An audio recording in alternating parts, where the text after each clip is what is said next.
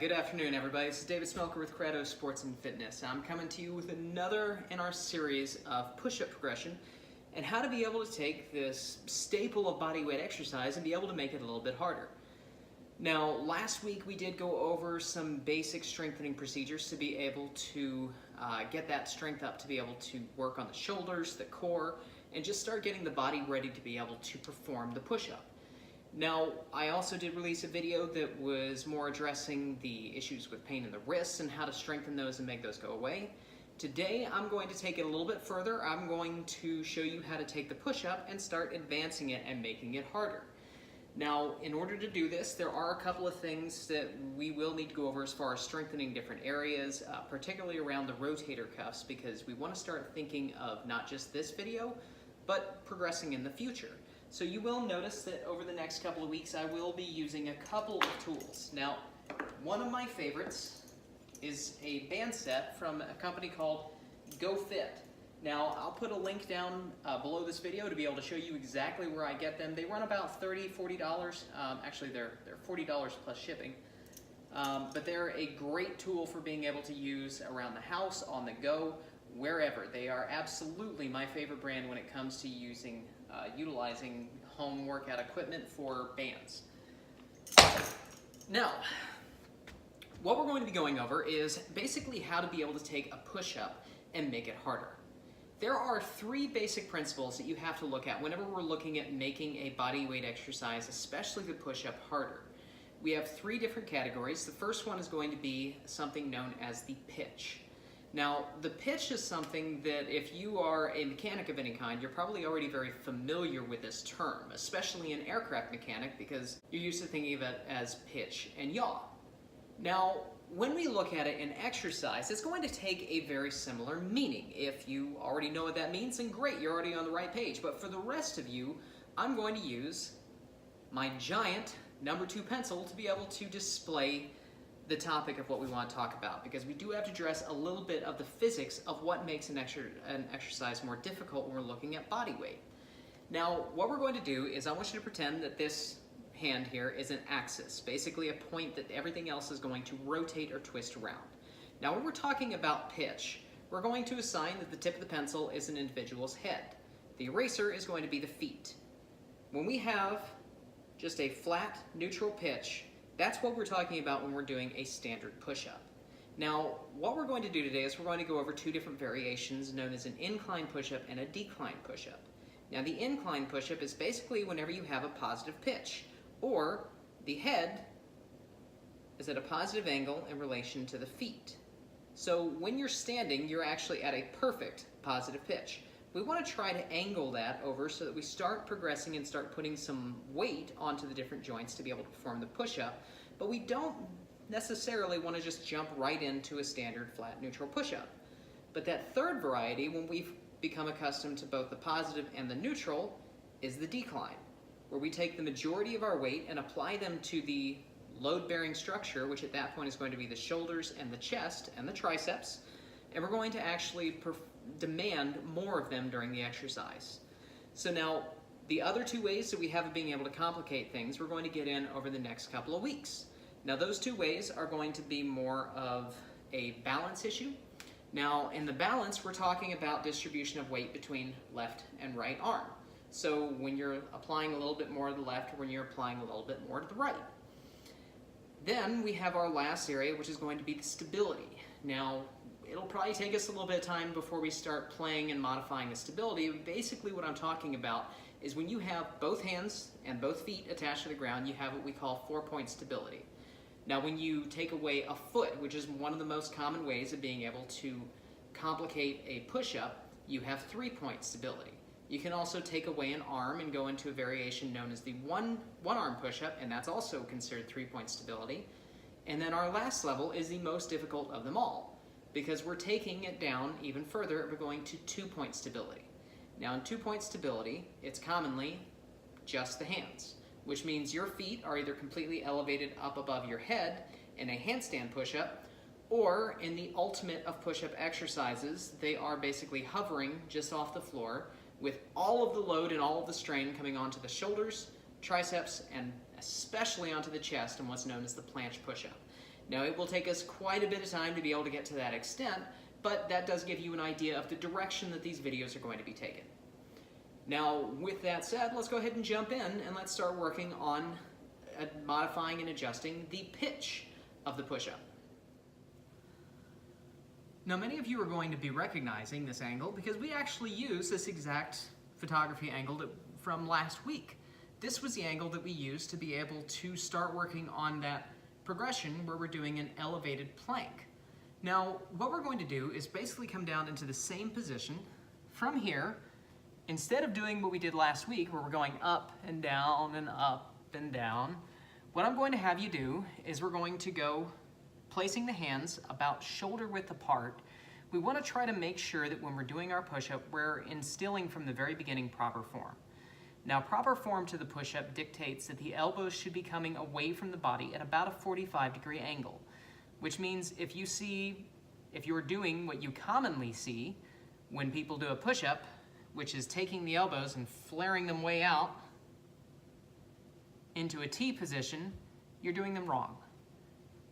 Taking the elbows and flaring them out into a T takes all of the load and all the strain and applies it to the shoulders and particularly onto the rotator cuff.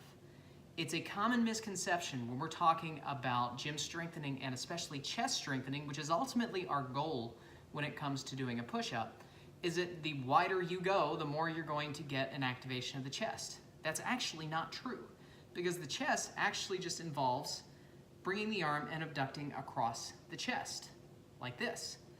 Now, the ideal angle for that is keeping the elbow in a bent position away from the body.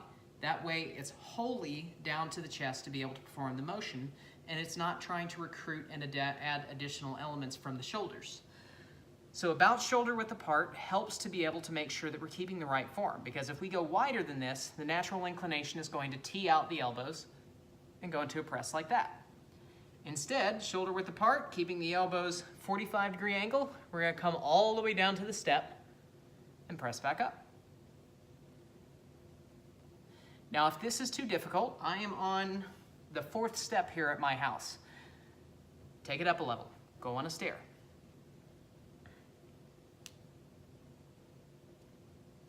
Whenever we do this, whenever we raise that elevation, we raise that pitch, we're basically taking less of our body weight and distributing it so that our legs are actually the ones that have to be able to carry the majority of the weight, which means that the arms are free to be able to press with a little bit less strain and less resistance against it. This is a great way to be able to build up that strength, especially if you struggle with doing just a neutral push-up, which is the next progression in these. All right, now for the sake of time, I did skip a few steps, literally, in bringing it down to the neutral position. Now, if you're struggling, if you do have access to a stairwell at your house, you have the perfect grading system for being able to work up to a neutral push-up. Because once you're accustomed to one level, all you need to do is bring the hands down another level, down another level, down another level. You're eventually going to get to the point where you're only on one step. Once you're there and you get comfortable on there, you're ready to be able to progress to the neutral position. Now, the neutral position is exactly what it sounds like. It's just coming down here to the ground. And what we're going to do is keeping that same philosophy and the elbows in the exact same position. We're going to press down, right back up.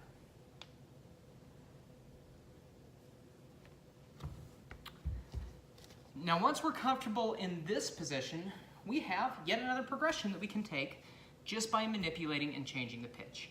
And that one is known as the decline push-up. Now, when we're talking about a decline push-up, basically all we need to do is obtain a negative pitch, which means our feet have to be above our head in relation to the spectrum. Think of it like that giant pencil that I showed you earlier. We want to elevate the eraser side and bring down the side of our head. So in order to do that, I'm just going to use the stairs. Now, it doesn't have to be a stairwell. You can use anything to be able to accomplish this. If you have a chair, if you have a couch, you have anything that you can prop your feet up onto, it would work for being able to perform a decline push-up. Now, the only thing that I do want to make sure is if you're not using stairs, Make sure whatever item you are using is either braced against a wall or something that has enough resistance to it that it's not going to move on you, because you do not want anything sliding away from you when you go to put your feet up on there. All right? So, with that said, let's go ahead and jump right on into it.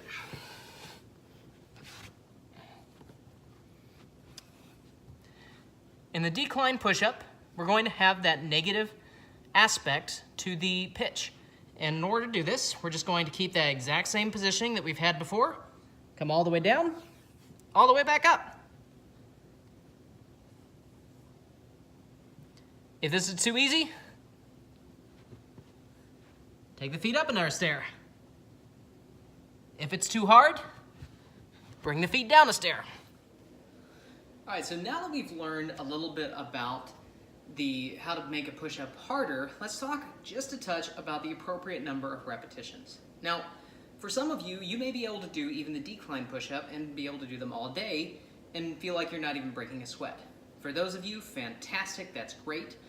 Hang in there, because next week I'm gonna have another video coming your way that will start to push the boundaries and start to find a challenge for you. Now, for the rest of you, which actually is the majority of the population, if you are struggling with even the incline push-up, you may have a preconceived notion of how many repetitions you're supposed to be doing. Now, I remember when I first started working out, there was a common saying that was in the gym. If you can't do at least 6 reps, you shouldn't be doing the exercise.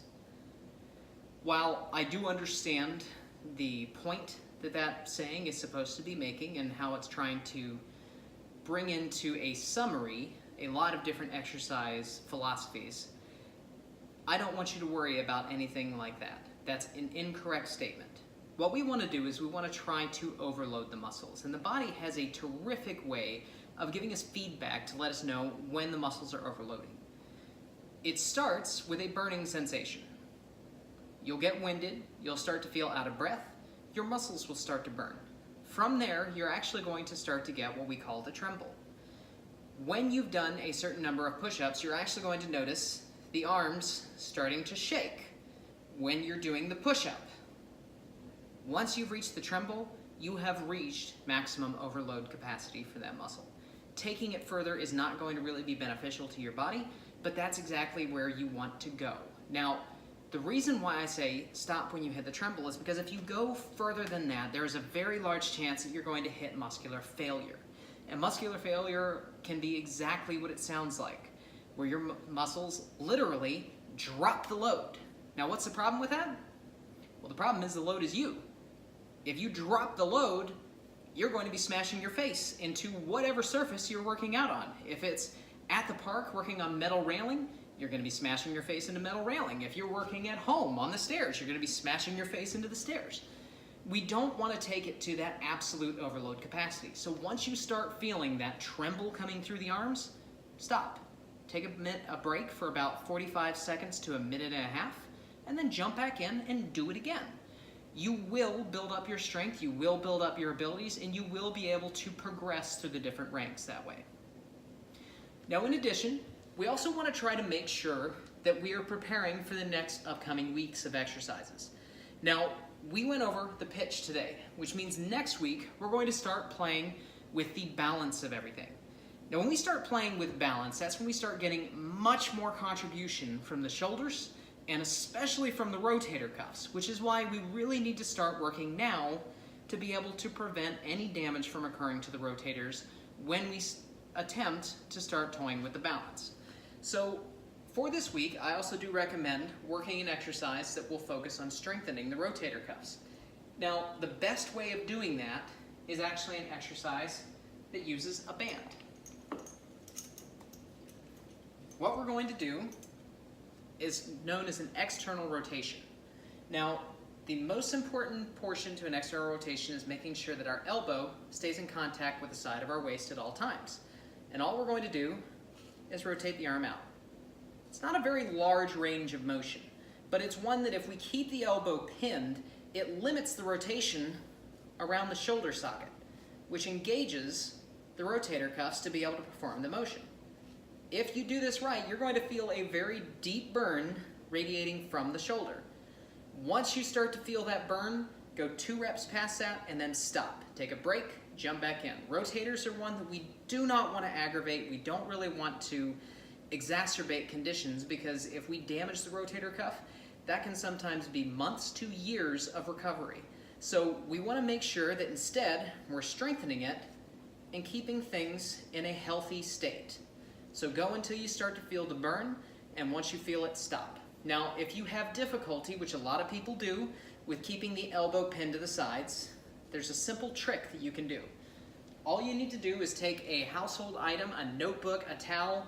I'm going to use just a random piece of mail that I have laying around. I'm going to place the arm in a position where I have to keep that piece of mail from dropping by keeping it pinned in to the side. This helps to make sure that at all times I'm not elevating the elbow, because if I do, there goes my mail.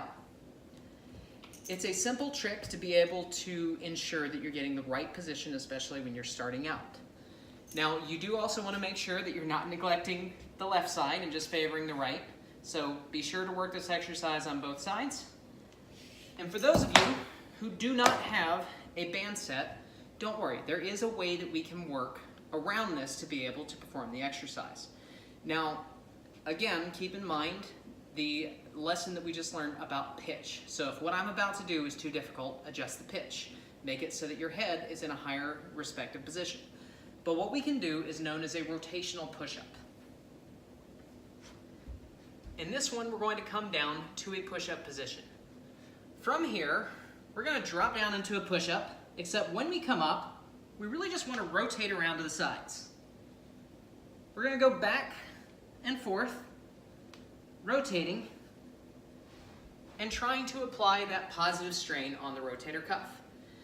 Now, for some of you, this may be too easy, and if it is, great, because that takes us to the next level of what we want to do with the rotator cuff, which helps us to be able to prepare for some of those exercises that we want to get into a little bit later, including the ever so beloved one-arm push-up. When we get to that stage, we have to make sure that our rotators are thoroughly prepared to be able to do the exercises. One of the greatest preparatory exercises that I know is known as a rotator cuff plank. In a rotator cuff plank, we're going to come down to the floor, keeping our elbow on the ground and the hand in kind of a parallel line to the shoulders. So it's going to be pointing over that way. From here, bring the feet into a wide position for support. And then all you're going to do is taking this arm and elevating it. You can bring it into the chest. You're going to start with this shoulder up in the air, rotate down, rotate back.